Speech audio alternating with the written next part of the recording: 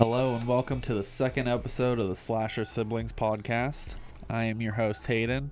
This is my co-host and sister, Cicely. and we are talking about The Evil Dead 2 today. And for the people that may not know, it's made in 1987. It was rated R, hour and 24 minutes, 7.7 on IMDb. The director was Sam Raimi. I don't know why we didn't say the director on the last episode. I don't know why either. Stanley Kubrick. There you go. So, for the people that might not know what the movie's about, it's about someone named Ashley J. Williams, and he travels to a secluded cabin in the woods with his girlfriend Linda, where they find a tape recording of a professor and a book of evil, the Necronomicon. This unleashes a bunch of evil spirits that constantly terrorize Ash. Meanwhile, a journalist comes to the area to study the Book of Evil. Ash and her end up having to survive the storm of evil until the morning. Oh, it's called the Storm of Evil. Swarm. Oh, Swarm, sorry. No, they had to survive the storm of evil. Swarm of Evil, got it. I have some trivia, but I figured we should talk about the movie first and then come back to the trivia. There's some trivia in here that becomes more relevant when we start talking about it. So I'll go first. Well, you can go first this time. I went first on the last one. You can tell me what you thought about it and stuff. Well, I should mention that we have 3 guests here today. Honey, Echo, and Kami. Being very good. I just wanted to tell everybody that. So I thought I have never seen this movie before. Or even, I didn't even know anything about it before going into it. So I didn't expect it to be so spooky. Spooky, really? And gory. Yeah. Oh, yeah. Yeah. This is 80s. I did not expect that at all. The 80s was way more gory. There were a lot of moments where I was like, oh my god. Like when Linda was her name? Uh-huh. When her body came out of the ground and started dancing. Yeah. There's a trivia that I don't really have on there. It was that dancing scene. I also have that. The Linda dance, it's always creepy for me. Oh, no matter how many times I watch it, it's still creepy. That was on my list. But trivia is that in it was in a different, maybe it was Turkey or something. Mm-hmm. The translation of the title of the movie was Dance of the Devils. Oh. And in the whole entire movie, that is the only time a demonic devil, one of the Deadites dances. It's the only part of the movie. But it was called Dance of the Devils 1 and 2. Kind of funny. Yeah, that was... That always creeps me out. It was creepy, from the start. I don't know. I didn't expect all that. You didn't give me a warning that it was going to be so creepy. Called The Evil Dead 2 for a reason. Yeah. Yeah. At first I was like, oh, this is kind of cute. This is... The beginning? Yeah, I was like, oh, this is going to be a cute little, spooky movie. Spooky movie. And then I had to pause it 7 times because I was like, this is a lot. This is a lot. I'm going to have a nightmare about this one later. So, yeah. Okay, so what scenes did you like in that movie? I thought some of it was actually funny. Was some of it supposed to be funny? Yeah. Okay, because I was like, am I supposed to find this just a little bit funny? Yeah. When he was, fighting his own hand. Yeah. That's a trivia we'll come back to later. That made me LOL. And then he, chopped it off and was still fighting it. Uh-huh. That was crazy, I think. Is there any scenes that you didn't like in the movie? I did not like when that guy... What's the other guy with the overalls? Oh, we gotta go get Bobby Joe. I forget his name, but we can just call him Cletus. When he was like, forget the pages, and then he tossed it down into the cellar. Yeah. I was like, dude. Why you gotta be like that? Why? Why can't you just listen to these two? Read the pages. Did you not just see the apparition come out of the wall and say, look behind you, the pages, save my soul? I'd be like, all right. Nah, he wanted his woman. I know, Bobby Joe. That irked me a little bit. Yeah, that scene always makes me real mad. I mean, it's supposed to. You're supposed to hate that guy. Yeah. It makes you kind of feel grateful that you find his skeleton down in the fruit cellar later with his overalls on it and stuff. Yeah. But he's definitely, I wouldn't say that he's a terrible character, but he's a terrible person. For sure. Yeah, at first I thought he was gonna kill. Like, at first he Ash. was sketchy. Yeah. You know? Yeah. I was like, what is with this guy? Like, why did he look in his back seat like that? Like, yeah, we can take your bags. I was Well, like, what that was what's like going on? him saying like, "Oh, I only see 2 little bags. I'll carry them for $100." Oh. And the joke was that she had that Got giant it. trunk in the Got trunk, it. I guess. But That was funny. yeah, because when they were walking up the goat trail, he was like, "Oh, I thought it was just the Oh, 2 yeah, little that bags." makes sense Yeah, now. yeah. And he's carrying the big trunk full of crap. I don't know. At first he rubbed me the wrong way since Yeah, he's the supposed to. beginning. I was like, I don't really like this guy. Old Cletus. I forget his name. I don't know his name either. The mother in the cellar. Henrietta. Yeah, that was freaky. I got some trivia on her Oh. too. That was really no. Let's talk about the deer on the wall. The laughing deer. Oh my god. I'm gonna have a nightmare about that tonight. The laughing deer. Yes. You didn't like it. Well, do you remember the fish from the lake that we used to be obsessed Yeah, with? but he's not. It was He basically sings and dances, but that guy was no. the deer. Yes, that deer. Honestly, that's probably the scariest part of the movie. The deer. I thought that's like one of the funniest scenes in the movie. That whole It's laughing so- sequence. No, that was so creepy. They gave me the heebie-jeebs. It was so creepy. The part that Honey makes that so pie. funny for me is the lamp. That little lamp that's bouncing up and down, and then Ash looks at it and he starts bouncing up and down with Yeah, it. that was. I don't know. That scene always kills me whenever that lamp jumps in. I mean, it's pretty funny. The deer, for some reason that you don't like. I always thought he was funny, looking like a hand puppet. Yeah, that was really freaky, Hayden. I didn't expect all that. Well, what else do you think? Honey said the movie was a little scary for her. Look at her face. Look.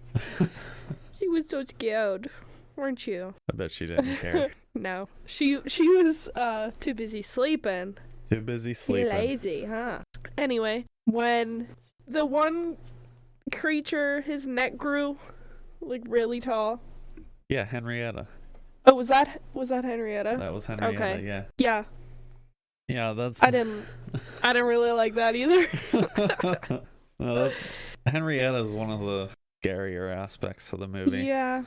It's definitely it's definitely a like you have to kind of watch it multiple times to like really enjoy it. Hmm. Not so much that it's like a bad movie, as in like you have to get over the initial shock of everything. Hmm. Because even though it was 1987, it's still like the prosthetic work and the blood work and stuff of that nature of Yeah. them creating the deadites and the blood flowing and everything like that. That's pretty good for the late 80s. It was really good, actually. I thought like a lot better than I expected. A lot scarier than I expected. Yeah. I came into it with no thoughts. And I was like, wow. What do you think of Bruce Campbell? I liked him. He did a good job. What do you think about Ash as a horror icon? Yeah, Do I you can see it. Yeah. Yeah. Hmm. A big thing in the horror like culture or community, I guess you could say, is Ash. He's a very big. He actually, I mean, it was in comics. It wasn't in a movie yet, which I wish it was. But Bruce Campbell's old now. He's not Mhm. doing Ash anymore. Maybe voices, but that's about it. Yeah. I wish they would have put the comic books onto screen of Ash versus Freddy versus Jason and Ash versus like a bunch of horror icons and stuff. But the Ash versus Freddy versus Jason would have been extremely, extremely cool, I think. You think so? I thought it would be cool. You Um, don't think he's like too regular of a dude? Well, this is your first instance. I know it's kind of weird to start off on the second movie Yeah. in the series. I didn't really get that, but I was like, you know what? I figured our second Whatever. episode, we went for your favorite, we'd do my favorite. Okay, I know yeah. it was the second movie and everything, but like if you watch the first one, you absolutely would not understand how Ash became this badass horror dude. He was like this, he kind of seemed weak. He kind of seemed like terrified of everything, which rightfully so. You've never dealt with any of this before. Yeah. And then in this second movie, he kind of starts turning into the Ash we know. And then in the third movie, he's even more of a badass. And then in the TV show and all the comic books and everything, he kind of fleshes out who he is today. And in the comic books, he actually puts up an amazing fight with Freddy and Jason. Oh, really? Yeah, he actually wins. Oh, He beats both of them. He sends. You wouldn't think, though. Yeah, he sends Jason to the bottom of Crystal Lake, and I forget I think he traps. I think it's Freddy he traps in the Necronomicon. So that's the Book of the Dead. What did you think of the Book of the Dead? Thought it was interesting. The cover's made of human flesh. Yeah. And the words are written in blood. Yeah, I got that. Yeah, it's pretty. I got that. Yeah. There's a lot of blood in There the was whole a lot movie. of blood. There's a lot of blood. Like when the blood gushed out of the wall. Yeah. I was like, that's so gross. Could you imagine? Oh, when it came shooting? Yeah. So I can tell you trivia on that scene since we're talking about it. That scene was actually done at 90 degrees. So he was laying on the floor. Oh. And that actually shot from the ceiling, but they turned the camera at 90 degrees to make it look like it was shooting into his face. Oh. You couldn't really tell, right? No. I mean, now that if you would watch it again with that in your head, you would see it. You could see him laying on I think he might have been laying on a green something that they could edit out, and because you can kind of tell he's supporting himself a little bit, and it kind of looks like it's coming down, but it's turned sideways. Yeah. Kind of thing. I didn't even I was just too busy yeah. watching didn't he shoot the wall because he thought he thought the hand was in the wall. Yeah, he thought and then he the shot hand. it, and then it was bleeding. He's like, gotcha. Yeah. And then more blood. I was like, This ain't good. I don't think that's the I've seen hand, buddy. too much horror for this to be a good thing. Something's in there. Then all the blood, and then it was just gone. Yeah. I was like, okay. That initial chase scene, right in the beginning, whenever it's chasing Ash in the woods back to the cabin, then through the cabin, and he finally gets away. Yeah. What did you think of that? I don't know. I was trying to figure out the whole time. I was trying to pick it apart. What was chasing him? Was it just an energy? It was the spirit. Yeah, that's what I thought. It was. And it was basically an energy. Yeah. I just couldn't imagine being in that situation where you you cannot see what's chasing you. I said, he can. We can't. Yeah, we in those chase scenes, we are the spirit, basically. Could you imagine me? I cannot be chased. Imagine being chased by nothing. The chase scene always makes me anxious. Yeah. No matter how many times I watch it, it's always it raises my anxiety. I'm the one chasing Ash watching the movie, but I'm really, please get away. I mean, I've seen this movie a million times. I know he gets away. I know he hides in the cellar door, but I'm just please run, get away. Just keep going. Yeah. That's me in every movie. I'm run. Yeah, no. That also made me a little anxious because well, it's being chased. I just can't do it. I can't do it. What did you think of that hand scene? When Linda bites his hand, and then let's talk about Linda biting his hand first. Linda all around was just so creepy. Yeah. Funny enough, when they turn possessed, any of the characters, they can't. They're actually blind with the contacts in their eyes. Yeah. They can't see a thing. Yeah. The only reason that they were able to do that stuff was through constant and rigorous rehearsal. So they were basically being blind, but still doing all that stuff. That's insane. And they rehearsed it so much that they just did it. That's insane. Yeah. The people were definitely pretty top notch to be blind and still doing the scenes perfect. Yeah. I didn't realize that either. I wasn't expecting that whole scene. He was dreaming, and the scene where her head just plops in his lap like that. Yeah. I wasn't expecting it, and I was expecting him to wake up again when he got bit. Yeah. Or whatever. But I think that whole scene is pretty funny of him beating her head off of stuff, off different things, off the tree, off the wall, off the cabinets, and then going into another piece of trivia that's not really like trivia, but like at the scene where she's biting his hand and he's like trying to rip her off, he's like on the floor like punching it and stuff. He turns around and said work shed. Do you remember him saying that? That was actually dubbed in later in the movie, so his mouth doesn't move right, but he still says work shed because it was added after the scene was filmed. And Bruce Campbell went to work on a movie with Kurt Russell, and Kurt Russell jokingly said work shed to him just to mess with him on set. I thought that was kind of like a cool trivia. That's not super trivia or anything, but cute. The scene him going out into the work shed, I do have actual trivia here. Right above the door, when he goes inside and turns around and he rips the cloth off and the chainsaw's not there, he turns around, Freddy Krueger's glove is actually hanging from the ceiling. Oh, really? And the reason for that is back in Nightmare on Elm Street, Evil Dead's playing on one of the TVs in the movie. So they had to get permission to use Evil Dead, and it was kind of like a nod to that, like an Easter egg. Like we were in Friday the 13th, so Friday the 13th is in our movie too. It's kind of cool. Or Nightmare on Elm Street? Yeah, that's what I meant, not Friday the 13th. That's okay. I thought it was when he went to grab the chainsaw and it wasn't there, and then Linda's body comes running at him. Yeah, that's always a hilarious scene too. Like, I feel like this movie. So, my first thing is why I love the movie. The first one is Bruce Campbell. I absolutely love Bruce Campbell in the Evil Dead series. He perfectly does, Ash, right? I also love the directing style. It was really good. I have always loved Sam Raimi's direct style. It's always been, he's always had that perfect focus on horror and comedy, like a mixture of the both. It was a really good mixture. It was very good. And then I love that 80s feel. Yeah. Now, it's not early 80s that the budget was bad and the CGI was bad and everything like that. I do love those movies, but I love that it's a more modern 80s feel to it, and I love that.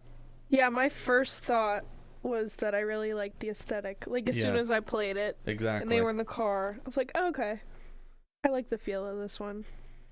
The shot outside of the cabin after he fought his hand and cut it off and everything. Yeah.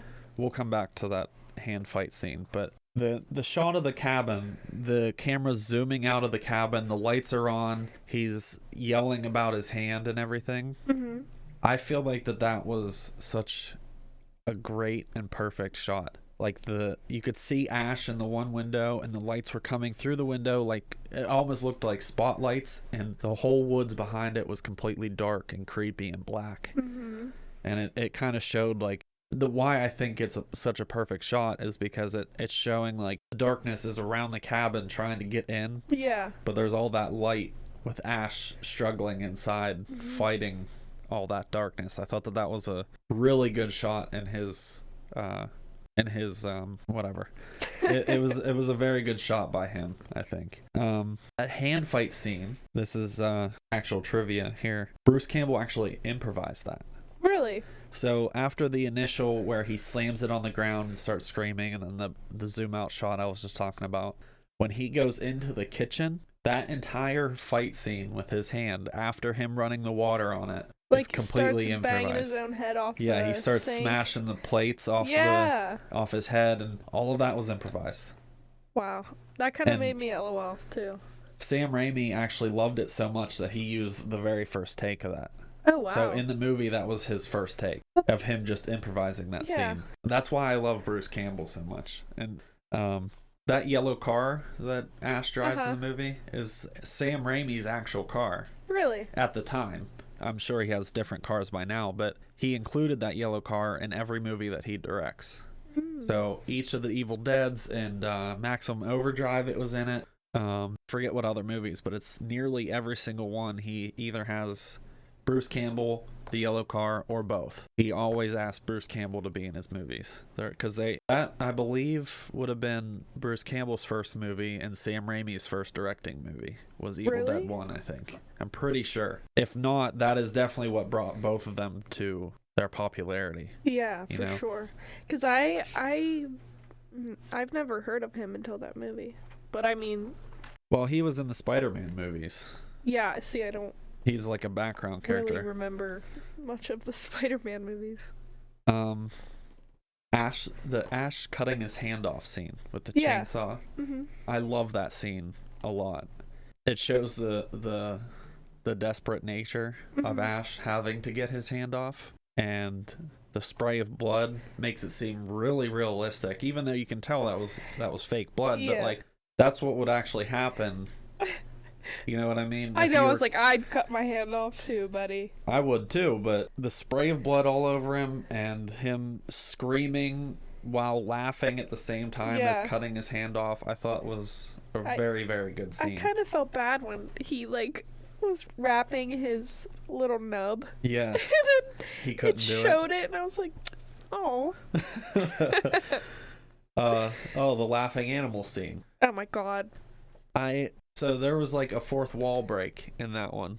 It was Ash looking at the camera Uh-huh. right before he starts busting out laughing. That's nothing really about it. I just thought it was pretty cool that I just noticed that today, yesterday when I was watching it. Yeah. After seeing it for a million times, that I never realized that was a fourth wall break. And I thought didn't it was even notice. Like he during this looks whole directly movie, at the camera like he's laughing at us almost. I had a hard time like processing names Yeah. and just because you've seen it way more times than I have, so you notice. You have a better understanding of the story, but I was more like, Yeah. what You were- is yeah, you were going stuck on? on- I yeah. would, I just had a hard time understanding. I guess I just didn't expect it to be so spooky. What did you think of being introduced to Henrietta when he gets thrown down the cellar? And Oh my god. one cool thing, the rat that was sitting on the step, did you notice? Uh-huh. His name is Senor Cajones. Oh my god. That's what the crew named him. That's Because so funny. he was a real rat. And if you didn't notice, everyone, he had big balls. So Senor Cajones That's was so kind of his funny. name, which was pretty funny. But I think that the intro to Henrietta was perfectly and creepily done. Yes.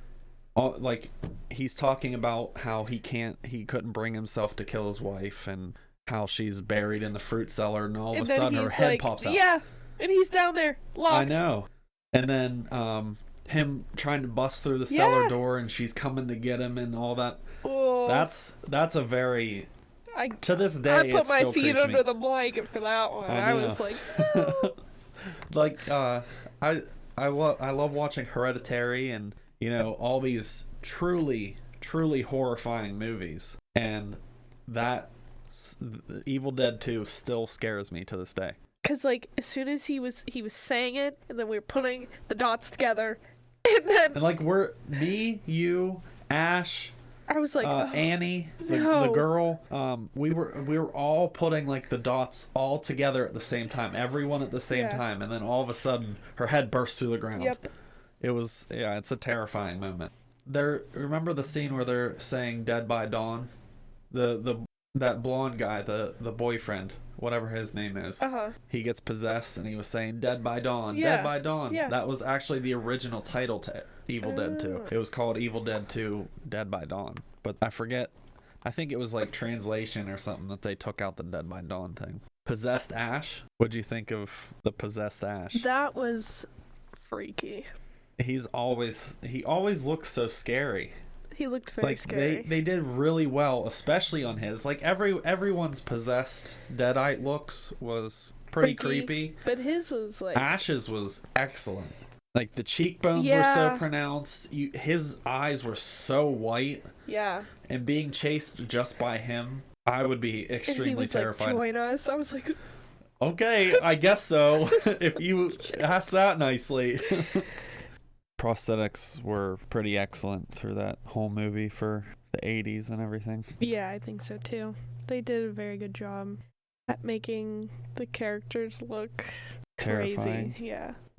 I think that the best scene is the scene in the work shed where they're making the chainsaw to attach to his hand and the boomstick. They cut the barrel of the shotgun. This is also the first time that he says groovy.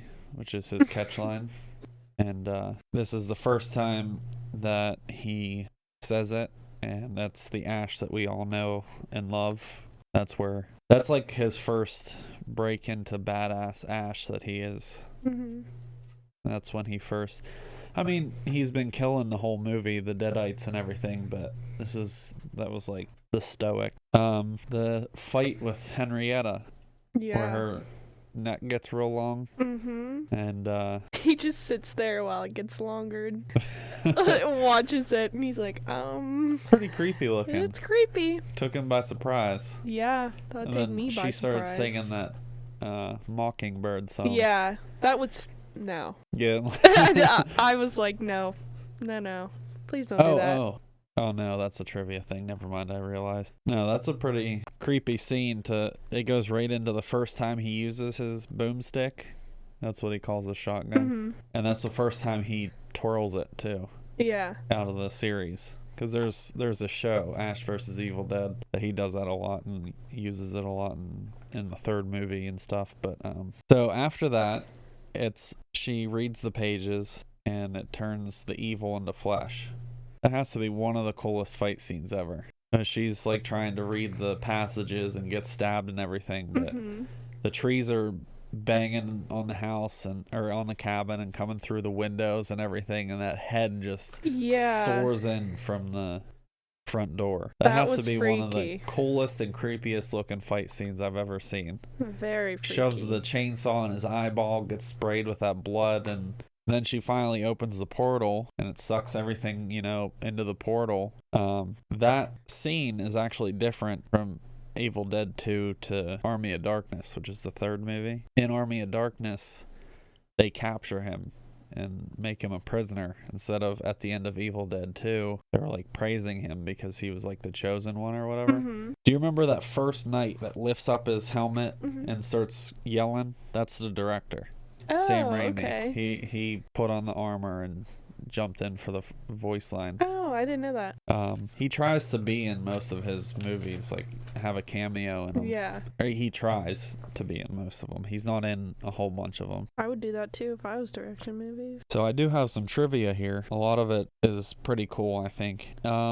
Stephen King. The first one's about Stephen King, but Evil Dead is... The only reason Evil Dead is because of Stephen King. What I mean by that is Stephen King was a huge fan of the first Evil Dead. And when he wasn't in the process of making Evil Dead 2, Stephen King told him, like, hey, you need to make a sequel. I loved the first one. You need to make another one. He's like, well, I don't have enough money to make a second one. So he made calls around and got people to produce Evil Dead 2 because Stephen King wanted it so badly. Oh, wow. He loved the first one so much that he made it happen. He made this guy named Dino Day something, I don't want to try to pronounce his name. He convinced him to pay for Evil Dead 2. And the other thing funny about that is the fact that at the beginning it said it was produced by Rosebud Productions or whatever. That's a fake company. He wasn't allowed, the Dino guy wasn't allowed to produce an unrated movie on his producing company, so he made a fake one and paid for it so that he was allowed to do it. Just because of Stephen King saying, I want this movie made. I want to see a second one. So Stephen King didn't pay for it? No, but he found people to pay for it. Interesting. Couldn't he have paid for it? Probably, but it's still the fact that he made calls using, his connections and stuff to say, hey, I really enjoyed the first movie. They need to make a second one, but don't have money for it. Please make it happen. Please help out. Another thing is that this was Bruce Campbell's favorite movie out of the trilogy. Oh, really? Yeah, he said it was like fun to work on and everything. I'm sure it was. They couldn't get the rights to the first movie, so they had to remake the beginning. So that beginning scene with the car and them talking and all that, all up until he hid in the cellar, all remade. Oh. That wasn't the same actors except for Bruce Campbell or anything from the first movie. They had like to make a remake of the summary just to catch you up on the story, pretty much. So the smoke coming out of the chainsaw when he was using it, that was tobacco smoke that Sam Raimi blew through a tube that ran up Bruce Campbell's shirt and into the chainsaw. He was just taking like cigarette smoke or whatever and blowing it into a tube, and it was coming out of the chainsaw. Interesting. Why did they pick that? Why did they pick what to use? Like, aren't there other options? Probably, but he didn't have a huge budget, even though it was eventually produced. He didn't have an enormous budget. But Henrietta was played by Ted Raimi, Sam's brother, the director's brother. Oh. You can kind of tell that Henrietta looks a little bit like Sam Raimi if you knew what Sam Raimi looked like. In a way, Henrietta does look a little bit like him, even with the prosthetics and stuff on, but that was the director's brother playing Henrietta. And there was a scene where she was flying on the ceiling, like spinning. You can see the suit, like his underwear pokes out of the suit. It's like cut up. I know what you're talking about. It was like cut up around his legs, but his butt was sticking out. You could see it. That's kind of like, that's not a trivia, that's like a goof or whatever. Oopsie, little oop. The eye swallowing scene. Yeah. Where Henrietta's eyeball gets shut, that was filmed in reverse. So she actually spit the eye out, but they put it in reverse to make it look like she was swallowing it. Ew. You can kind of tell with the way her arms move that it was in reverse, but some people don't know that until they're told. Yeah, like I said, this is the first movie that he says groovy. The Freddy glove, it was at the work shed, and then it was also in the cellar later. So when he opens up the curtain and there's that boiler or whatever, I'm pretty sure it was right behind him in that scene. Or no, you know what? It was right before he opened that door down in the cellar. He turned the knob real quick and there was a Freddy glove sitting right on the wall. And I told you about his yellow car being in every movie. I'm gonna have to rewatch it and look for the little stuff. Yeah. Now that I know it. There were 46 trivia things. I obviously didn't write down 46. I just wrote down, my favorite ones or the most interesting ones. But I think that I was like 8 or so the first time I seen that movie. Really? Yeah. It's one of Greg's favorites. He loves the Evil Dead series. I, in turn, love the Evil Dead series as well. That one is easily my favorite as well. Bruce Campbell's favorite too, but that one was the best, the most well done and well written movie out of the trilogy in my opinion. I know you haven't seen it before or the other ones yet, but that was a very good 80s horror movie, and definitely it's my favorite horror movie. So what did you think of it when you were like 8? I thought it was really cool. How did you watch it when you were 8? No, I probably actually thought it was shit really my cool. pants. I thought it was very cool. I didn't really get too creeped out. I mean, I got creeped out by the dance scene, because I still get creeped out by it, and like that end fight that was scene. Terrifying. Yeah, but I mean, I wasn't scared of it. I don't really get scared too easily anyway. But when I was 8, I loved the movie. I really did. I'm pretty sure that Greg showed me Evil Dead 1, then 2. Like in the proper order, but I really do enjoy that movie a lot. Yeah, if you watch it again, you'll catch some of that little stuff. And yeah, I'm definitely gonna have to watch it again, because now I can actually process the story instead of like being completely creeped out by everything. Yes, everything. We'll eventually have to get the other Mind movies into the podcast, or at least Army of Darkness, because that's a huge change of pace from Evil Dead 1 and 2 to Army of Darkness, because as you could tell by the end of Evil Dead 2, it was set in medieval times with knights and stuff. So. Yeah, so when he went through the portal, traveled back in time. You traveled back in time. And fell out of the sky. Yep. With the car. Yep. Now, yeah, that just threw me for a loop when he went back in time. Well, because they were going to kill him. The thing is that they tried to explain it with the whole open the portal and send the evil back. That was sending the evil back to its proper time period, where it came from. So that's what that was, flying in the air? Yeah, so the Necronomicon was made in whatever year that the Army of Darkness takes place. So what, like, I don't know, 1400 or something like that? I forget exactly what the movie said the year was, but it sent them back to when the Necronomicon is made. So why? So, okay, he killed it, and then they were praising him, but he was screaming no. Because he realized he's stuck in medieval times. That sucks. That's not a dream. So Oh, that would suck. Army of Darkness is definitely the funniest out of the three, and it's less terrifying than the other two, but it's still, I really love that one too. It's still a very Evil Dead movie, but they had to call it Army of Darkness because they didn't have the rights to Evil Dead, even though he's the director and writer of it and everything. But How did he lose the right? it was something with the company that produced it and all that other stuff. It's just, it's copyright things that end up doing that kind of thing to movies where you don't have the rights to use it. That's what's lucky about Marvel is they own the rights to, you know, the movies. They might not own the rights to the characters, but they own the rights to the movies, and they can use references. And like they can use references from Spider-Man even though they don't own Spider-Man. Yeah. They just own the rights to that movie. Mm-hmm. It's kind of the same thing. Like when Ash vs. Evil Dead, the TV show, came out, they didn't have rights to Army of Darkness. They just had rights to Evil Dead 1 and 2. So they were making references to 1 and 2, and they were hinting at Army of Darkness. They weren't Gotcha. allowed to flat out say, oh, I traveled to medieval times or anything like that, because that would have been a copyright infringement. But there was a line from Ash that said something about, he knows something about portals or the Necronomicon or something like that, meaning that there was a Army of Darkness thing. But for season 2 and 3, they got the rights to Army of Darkness, so they could use some of the stuff in there. And Sam Raimi ended up directing a Marvel movie, which is Doctor Strange and the Multiverse of Madness, Mm-hmm. and they put a prop from Army of Darkness in Doctor Strange. Oh, that's pretty cool. There was a fork used in A fork. Army of Darkness, and it was in Doctor Strange. Oh, wow. That's actually pretty cool. Well, that's all I got.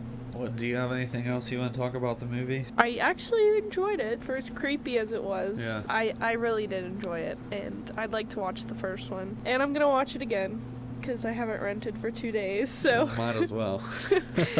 I'm gonna watch it again and see what I missed, and So what would you rate it out of 10? like an 8 out of 10. 8 out of 10? Yeah. Now, I'm going to give it a 9, and the reason being, I know it's higher than The Shining, but my reasoning is that it was so well written and well directed. It kind of gets a little bit of a boost because there's no real lore back in 87. Mm-hmm. The lore was the movie itself. That's the only problem with rating like a standalone movie compared to a movie that's based on a book. Like if you don't add some of the things that are in the book, it kind of Mm-hmm. hurts it a little bit. But not saying that one is better than the other, but I enjoy Evil Dead 2 more than The Shining, even though I love The Shining as well. Yeah.